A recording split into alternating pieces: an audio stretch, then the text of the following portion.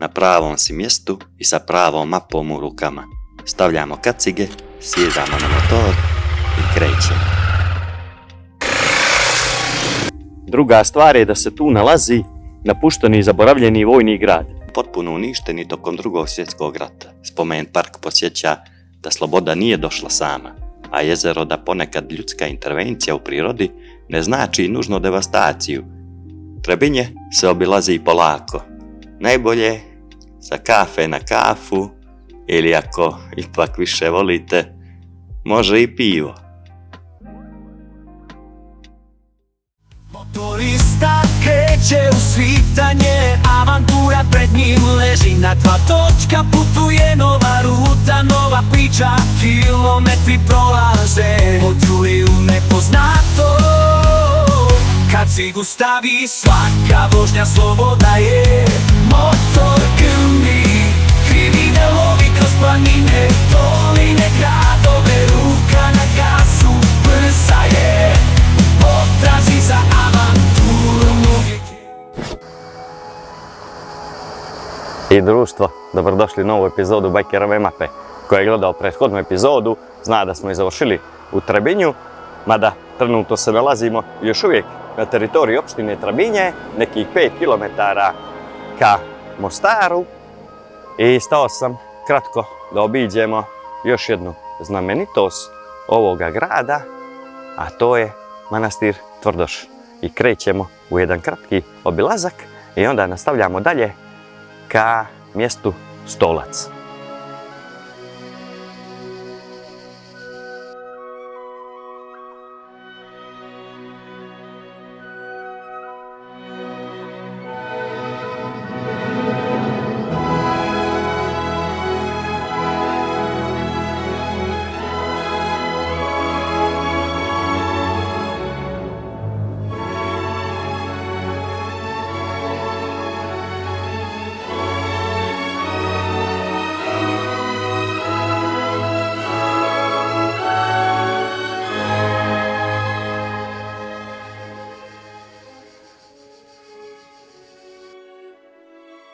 Manastir Tvrdoš. Mjesto gdje istorija ne stoji iza stakla, nego živi u kamenu. Ovdje su zidovi stariji od većine država koje znamo po imenu. Manastir je rušen, paljen i obnavljan više puta nego što sam ja mijenjao plan ove ture. Legenda kaže da je ovdje zamonašeni sveti Vasilij Ostroški.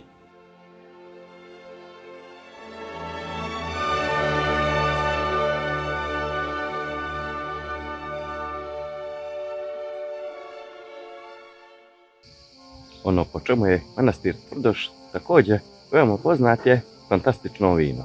Dugu tradiciju proizvodnje vina, čiji počeci sežu u 15. vijek, manastir uspješno obavlja i danas, zahvaljujući vinogradima, vinskom podrumu i savremenoj vinariji.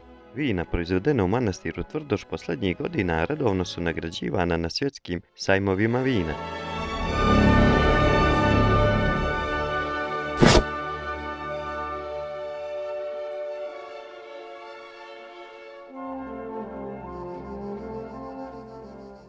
Ovaj manastir u blizini Trebinja je definitivno mjesto vrijedne vaše posjete. Manastir Tvrdoš je posvećen uspenju Presvete Bogorodice i podignut je na stijenama mjesta Tvrdoša, kraj desne obale Trebišnice, 4 km zapadno od Trebinja.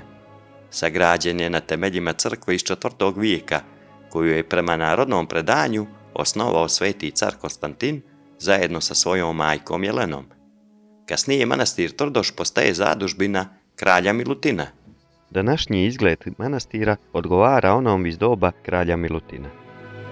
Po nekim podacima, čak i apostol Pavle bio ovdje.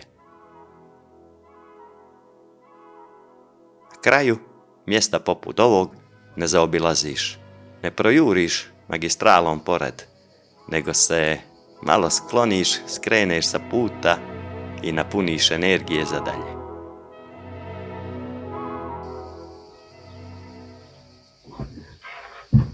I društvo, polako završavamo obilazak manastira Tvrdoš. Mogu reći da je baš lijepo, sve fino održavano i odavde, od ovog jednog od najstarijih sakralnih objekata na ovim prostorima idemo čeka nas nekih sat i pol vožnje do sljedećeg mjesta, to je Stolac, gdje ćemo obići također jedno drevno mjesto. Ajmo.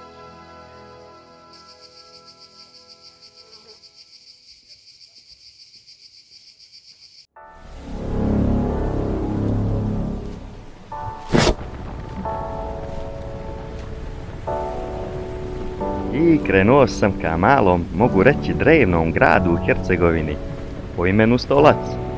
A ako se pitate zašto ćemo posjetiti baš Stolac, naime u samom gradu, kao i u neposrednoj okolini grada na nekih 10 kilometara, postoje lokaliteti koji će nas vratiti više hiljada godina unazad.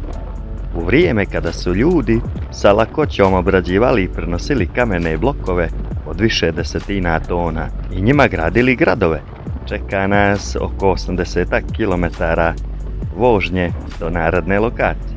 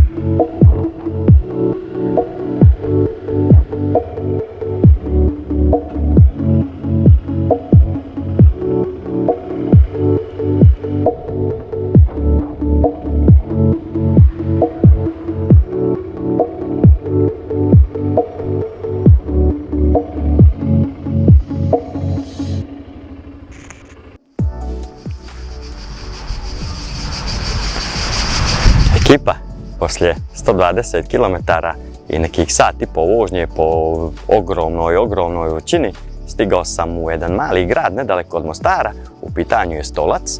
Malo mjesto sa puno istorije i puno toga možete ovdje vidjeti. Trenutno se nalazimo na jednom veoma zanimljivom lokalitetu, u pitanju je možda najveća nekropola Stejčaka na Balkanu sa oko 130 sačuvanih primjeraka. Kasnije ćemo obići malo grad i jedan interesantan lokalitet gore na brdu iznad. U pitanju je megalitna gradnja koja su uglavnom vezani za Bliski istok, Srednju i Južnu Ameriku, ali imamo mi i par njih sačuvanih ovdje na Balkanu. Još jednu pored ovog ovdje u Stolcu imamo nedaleko od Podgorice, u pitanju je Medun, a ovdje se nalazi stari ilirski grad plemena Daorson, u prevodu Kapija sunca, tako da odavde do tamo nas čeka nekih 7-8 km put. Biće svega asfalta, betona, makadama. Nadam se da ćemo i to uspjeti da obiđemo jer ima sigurno 43-4 stepena. Krećemo u obilazak Stolca.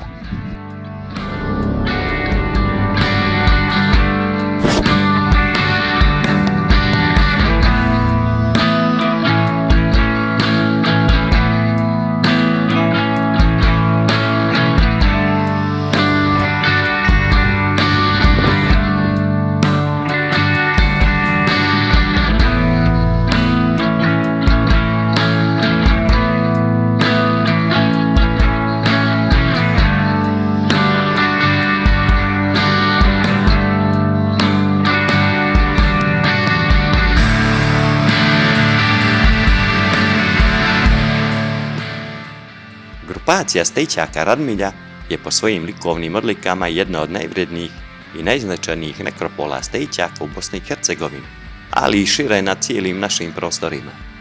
Nalazi se u Vidovu polju 3 km zapadno od Stolca, na putu Čapljina-Stolac.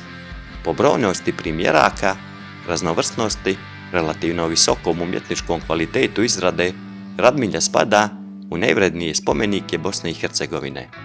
Ova grupacija se sastoji od 133 stejićka, od kojih 36 ima oblik ploče, 1 stubne ploče, 27 sanduka, 24 sanduka na postolju, 4 visoka sanduka, 5 visokih sanduka na postolju, 2 sljemenika, 31 sljemenik s postoljem i 3 u obliku krsta.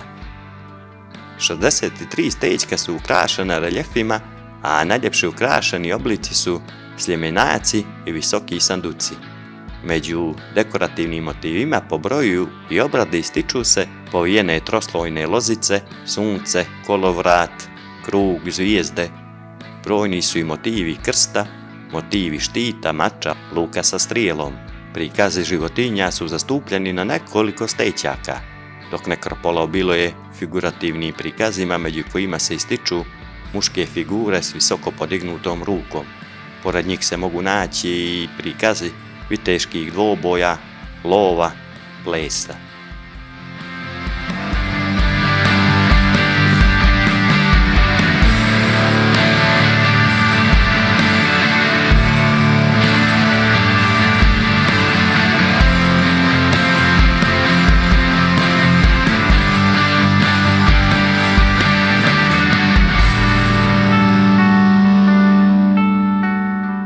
Ova grupacija stejićaka ne traži objašnjenje, samo poštovanje. Ovi kameni spavači stoje ovdje već vjekovima, ukrašeni simbolima života, smrti i nečega između. Lovci, ratnici, krstovi, krugovi, sunce. Niko sa sigurnošću ne zna što sve znače i baš i u tome je stvar. Ne moraš sve razumjeti da bi osjetio težinu. Neka pitanja su tu da ostanu bez odgovora.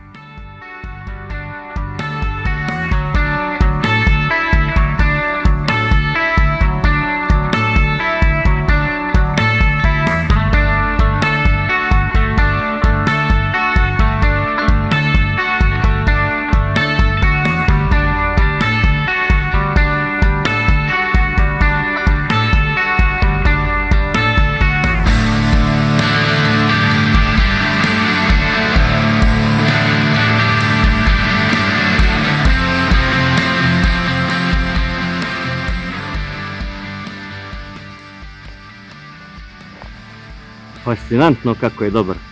Krećemo dalje.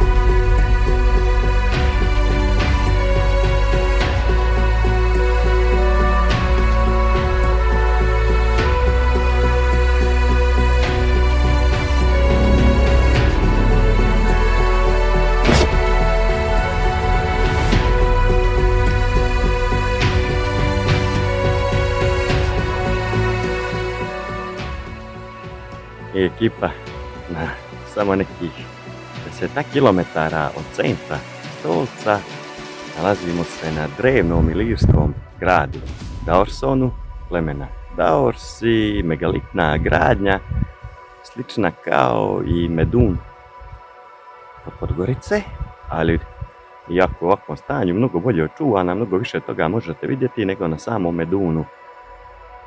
Znate da su megaliti uglavnom vezani za Bliski istok i Južnu Ameriku, a ovaj stil gradnje vezuju za ilirska plemena. Jedva sam našao ovo malo hlada, okrenuo je vruće do nas i da malo snimimo da vidite kako ovo sve izgleda.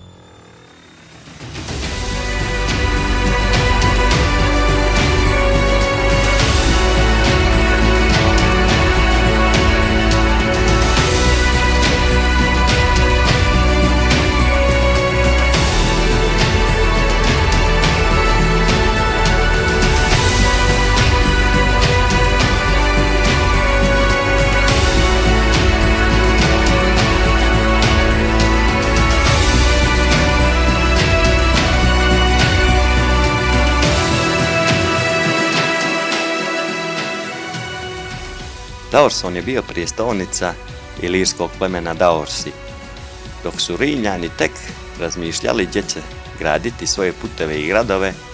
Iliri su ovdje slagali megalitske blokove teške i po nekoliko desetina tona.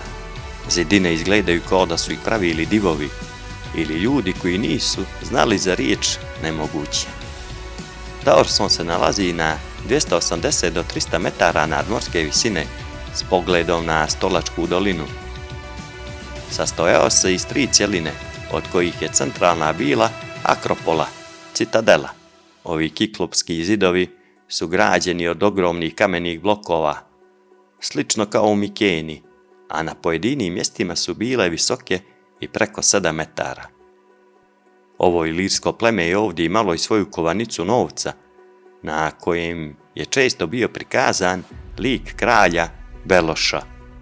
Ovaj fascinantan megalitski grad su oko 44 godine prije nove ere razorili i opljačkali Dalmati, susjedno ilirsko pleme, zbog saradnje Daorsa sa Helenima i Rimljanima. Nakon toga više nikad nije obnovljen. Arheološka iskopavanja su ovdje započeta 1963. godine. Nažalost, malo toga je do sada otkriveno. Ovdje shvatiš da Balkan nije periferija istorije, nego njena raskrsnica, samo što se o tome malo priča.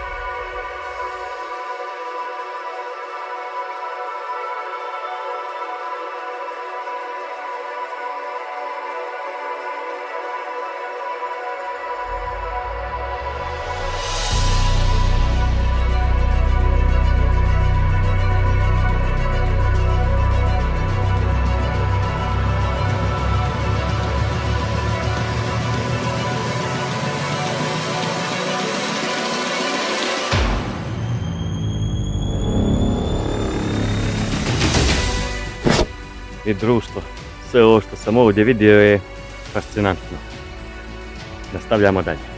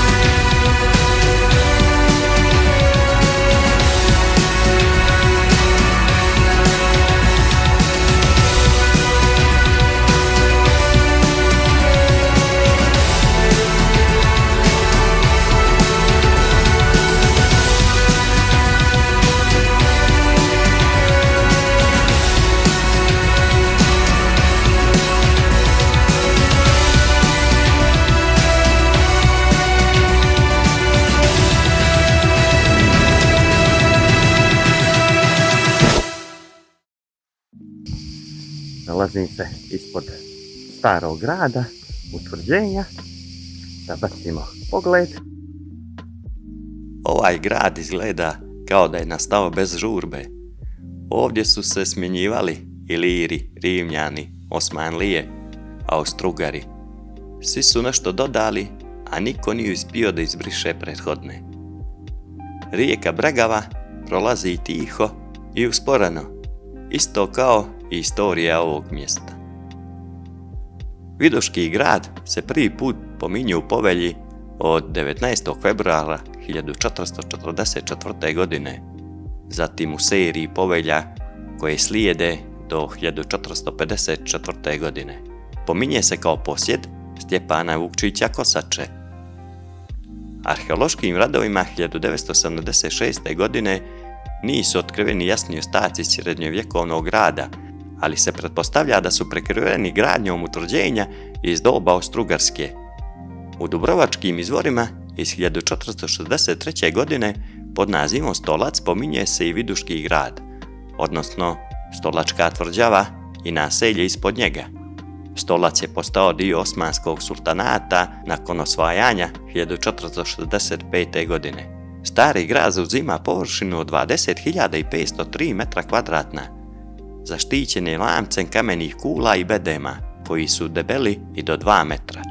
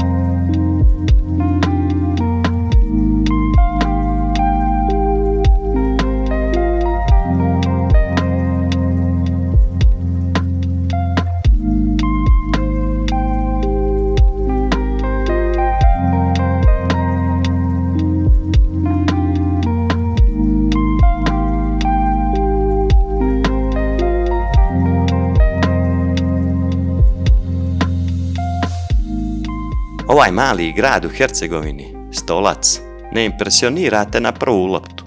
On ti se polako uvuče pod kožu i onda shvatiš da si se zadržao duže nego što je planirano. Nastavljamo put dalje.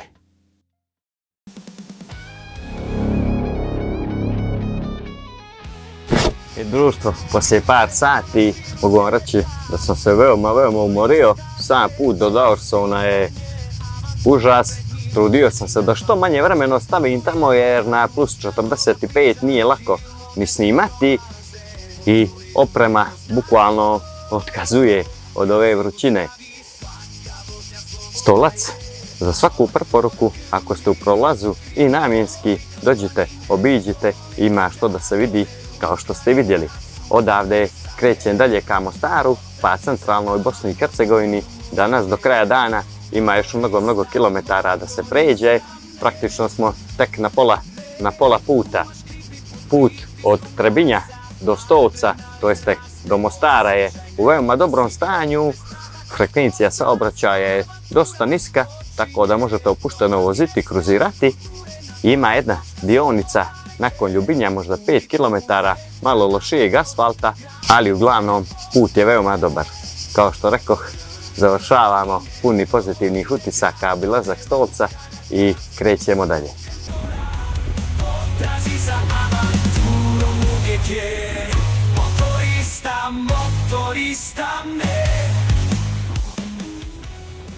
Moram vam reći da sam fasciniran ovim mjestom. Daurson, megalitni grad, nije jedini na našim prostorima, ali nažalost većina nas malo zna o svemu tome, mnogi čak ne znaju i da postoje. Radmilja, grupacija stećaka također fascinantna. Uglavnom tamo gdje budu stećci, na okolnim brdima, budu ilirski gradovi ili tumuli.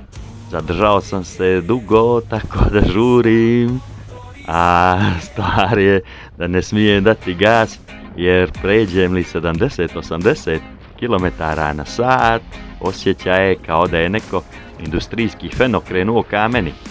Kao u rerni, bukvalno. Dam gas, pređem 70 i dođe mi da plačem. Vjerovali ili ne, 50 stepeni je na suncu, ovdje dolinom kanjonom rijeke Neretve. Predjeli su prelijepi, ali nigdje hlada nema. Snimao sam malo dronom, kanjon, stvarno je prelijepo, ali iskreno jedva čekam neđe u neki hlad, pauzu da napravim, da nešto popijem.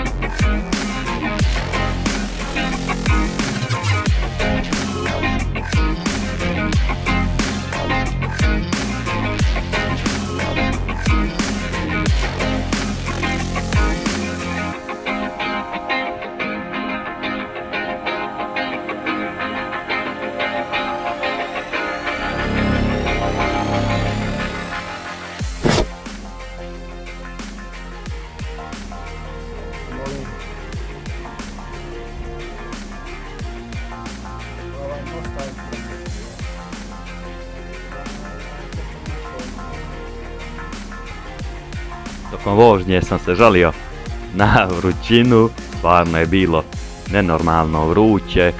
Kada sam pravio pauzu za ručak, na radiju je bilo javljeno da je u Mostaru zabilježeno 53 stepena.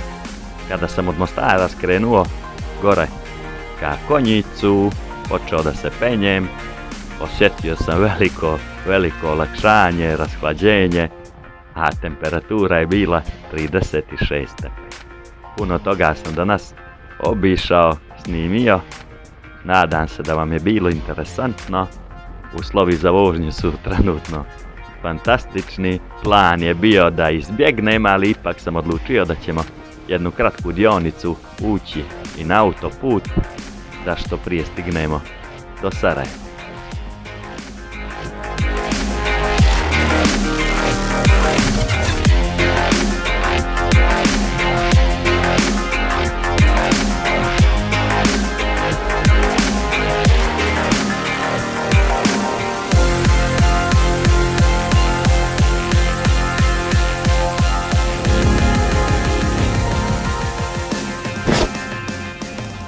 I ovaj dan se baš odužio, ali polako se završava, a završava se i naša današnja vožnja. Stižem u Sarajevo, grad koji je više puta bio početak i kraj nečeg velikog.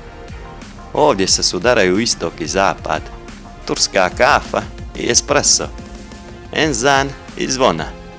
Grad koji je preživio previše istorije, ali nije izgubio dušu. Za motoristu put se ovdje ne završava, samo pravim pauzu, jer Sarajevo se ne obilazi u jednom dolasku. Ono se pamti i vraća mu se.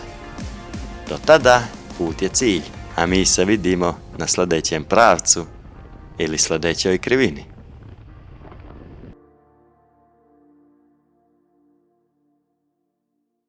Drugari, stigli smo u Sarajevo i stigli smo do kraja još jedne epizode Bajkerove mape.